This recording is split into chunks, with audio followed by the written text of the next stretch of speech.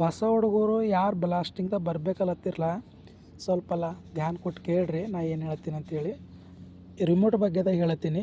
ರಿಮೋಟ್ದಾಗೆ ಜಾಸ್ತಿ ಕ್ವೆಶನ್ ಕೇಳ್ತಾರೆ ಇಂಟರ್ವ್ಯೂದಾಗ. ಈ ರಿಮೋಟ್ ಕಾಣತ್ತ ಎದುರುಗಡೆ ಇದು ಕೇಳ್ತಾರೆ ನಿಮಗೆ.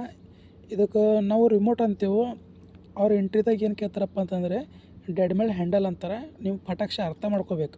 ಡೆಡ್ ಮೇಲೆ ಹ್ಯಾಂಡಲ್ ಎದಕ್ಕೆ ಅಂತಾರಪ್ಪ ಅಂತಂದರೆ ರಿಮೋಟ್ ಅಂತಂಬೇಕು ಅದಕ್ಕೆ. ಅವ್ರು ಕೇಳ್ತಾರೆ ಇದು ರಿಮೋಟು ಯಾಕೆ ಕೊಡ್ತಾರಪ್ಪ ಅಂತ ಕೇಳ್ತಾರೆ ನಿಮಗೆ. ನೀವು ಸ್ವಲ್ಪ ಜನ ಏನಂತೀರಿ ಇದ್ರದ್ದು ಸ್ಟಾರ್ಟ್ ಆಯ್ತದ ರೀ ಚಾಲು ಆಯ್ತದ ರೀ ಅಂತಿರಲ್ಲ. ಇದ್ರದ್ದು ಚಾಲು ಆಯ್ತದ, ಇದು ಹಿಡಿದ್ರು ಚಾಲು ಆಯ್ತದ, ಬಿಟ್ಟರು ಬಂದ್ ಆಯ್ತದ. ಬಟ್ ಇದು ಅವ್ರು ಕೇಳ್ತಾರೆ ಎದ್ರ ಸಲಕ್ಕೆ ಇರ್ತದೆ ಅಂತ ಕೇಳ್ತಾರೆ. ಅವ್ರಿಗೆ ಹೇಳಬೇಕು ಇದು ಎಮರ್ಜೆನ್ಸಿ ಇರ್ತದೆ. ನಮಗೆ ಏನು ಭೀ ಆಕ್ಸಿಡೆಂಟ್ ಆಗಬಾರ್ದು. ಈಗ ನಮ್ಗೆ ಏನರ ಎಮರ್ಜೆನ್ಸಿ ಎಲ್ಲರ ಇದು ಏನರ ಆಯ್ತು ಅಂದ್ರೆ ಇದು ಪಟಾಕ್ಷೆ ಬಿಟ್ಟರೆ ಬಂದ್ ಆಯ್ತದೆ. ಇದಕ್ಕೆ ಎಮರ್ಜೆನ್ಸಿ ರಿಮೋಟ್ ಅಂತಾರೆ. ಇದಕ್ಕೆ ಸ್ವಲ್ಪ ಜನ ಹೇಳಕ್ಕೆ ಬರಲ್ಲ ಎಂಟ್ರಿದಾಗ ಹೊಸ ಹುಡುಗರಿಗೆ ಹೇಳತ್ತೀನಿ. ಇಲ್ಲ ನೋಡ್ರಿ, ಇದು ಎಮರ್ಜೆನ್ಸಿ ಇರ್ತದೆ ಅಂತ ಹೇಳಬೇಕು ರೀ. ಇದು ಯಾಕೆ ಎಮರ್ಜೆನ್ಸಿ ಅಪ್ಪ ಅಂತಂದ್ರೆ ಏನು ಭೀ ಆಯ್ತು ಅಂದ್ರೆ ಭೀ ನಾವು ಪಟಾಕ್ಷೆ ಬೀಳಕ್ಕಿದು. ಈಗ ಇದು ಇರ್ಲತ್ತಂದ್ರು ಈ ಡೈರೆಕ್ಟ್ ಈ ಪೋರ್ಟಬಲ್ ಇತ್ತಂದ್ರೆ ನಮ್ಗೆ ಏನರ ಅಲ್ಲಿ ಆಯ್ತು ಅಂದ್ರೆ ನಾವು ಯಾರಿಗೆ ಹೇಳಬೇಕು. ಇಲ್ಲ ಸಿಗ್ನಲ್ ಕೊಡ್ಲಿಕ್ಕೆ ಒಬ್ಬರು ಇರ್ತಾರೆ, ಬಟ್ ಅವ್ರಿಗೆ ಅಲ್ಲಿ ಒಳಗಡೆ ಗೊತ್ತಾಗಲ್ಲಲ್ಲ.